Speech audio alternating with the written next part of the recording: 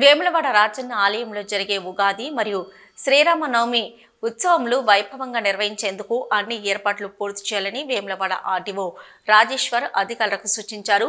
కళ్యాణోత్సవం సందర్భంగా వేములవాడ రాజన్న ఆలయ chairman guest హౌస్లో ఆలయ ఉద్యోగులు మరియు సంబంధిత ప్రభుత్వ అధికారులతో సమన్వయ సమావేశం నిర్వహించారు.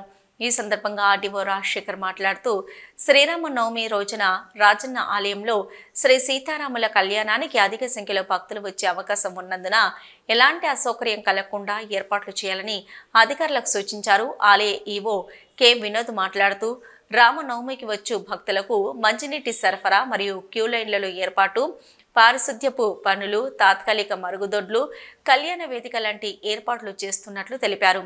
వేసవికాలం దృష్ట్యా భక్తులకు ఎటువంటి ఆరోగ్యపరమైన సమస్యలు రాకుండా తగు చర్యలు తీసుకోవాలని వైద్య ఆరోగ్య శాఖ వారిని కోరారు. భక్తులకు మజ్జిగ ప్యాకెట్లు, అరటి పండ్లు మరియు అన్నదానం ఏర్పాటు చేస్తున్నట్లు తెలిపారు. అన్ని శాఖల సమన్వయంతో శ్రీరామ కళ్యాణ మహోత్సవం అన్ని శాఖల అధికారుల సమన్వయంతో ఎటువంటి ఇబ్బందులు లేకుండా విజయవంతంగా నిర్వహించాలని వివిధ శాఖల ఆర్డీఓ రాజేశ్వర్ ఆదేశించారు.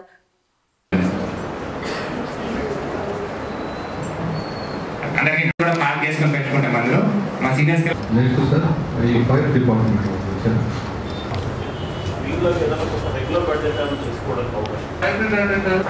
ఈ యొక్క శ్రీరామనవమి ఉత్సవంలో మనకు ఏప్రిల్ ఉగాది నుంచి 6వ తారీఖు ఏప్రిల్ వరకు జరుగుతాయి. 8 రోజుల పాటు. ముఖ్యంగా మనకు భక్తులు ఎక్కువగా వచ్చేది మాత్రము శ్రీరామనవమి 6వ తారీఖు రోజు మాత్రమే భక్తులు ఎక్కువగా వచ్చే అవకాశం ఉంది. లాస్ట్ టైం మనకు భక్తులు దాదాపుగా 40,000 మంది నుంచి 50,000 మంది వరకు రావడం జరిగింది. ఈసారి కూడా మనకు మన శుభ కళ్యాణోత్సవాలు కూడా ఎప్పుడు లేనంతగా అధిక సంఖ్యలో భక్తులు కూడా వచ్చారు.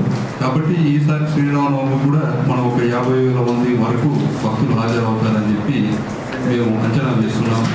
దానికి తగ్గట్టుగానే మన యొక్క అన్ని ఫెసిలిటీస్ ప్రొవైడ్ చేయడానికి దేవస్థానం తరఫున ఇంజనీరింగ్ రంగ వాళ్ళు ఈ యొక్క క్యూ లైన్స్ కానీ, తర్వాత పెండాల్స్ కానీ, భక్తులకి మంచినీటి వసతి కానీ, ఫ్రూట్స్ కానీ, వాటర్ మిల్క్ కానీ అన్ని వసతులు కూడా దేవస్థానం నుంచి మేము కల్పిస్తున్నాం.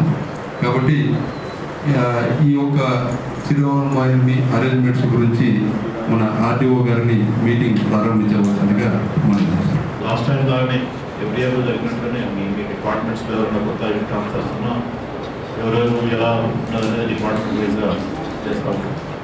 కాబట్టి మనకు ఎటువంటి ప్రశాంతంగా ఉన్న శివరాత్రి కూడా మన కలెక్టర్ గైడెన్స్ ప్రకారం ఏ రకంగా ఇబ్బంది లేకుండా ఎట్లయితే అయిపోయిందో ఇది కూడా అంటే దాదాపుగా మనకు 50 నుంచి 60,000 మంది ఎక్కువగా ఎక్స్పెక్ట్ చేస్తున్నాం.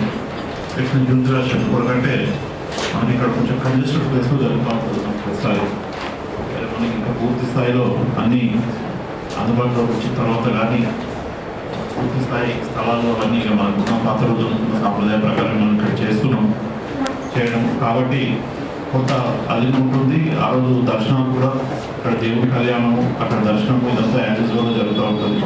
అయితే దీంట్లో ఒక డిపార్ట్మెంట్ వారిగా లాస్ట్ టైం ఏ రకంగా అయితే అరేంజ్మెంట్స్ చేసినాము అదే పద్ధతిలో చేసుకోవాలి. ఎక్కడ కూడా చిన్న ల్యాబ్స్ అనేది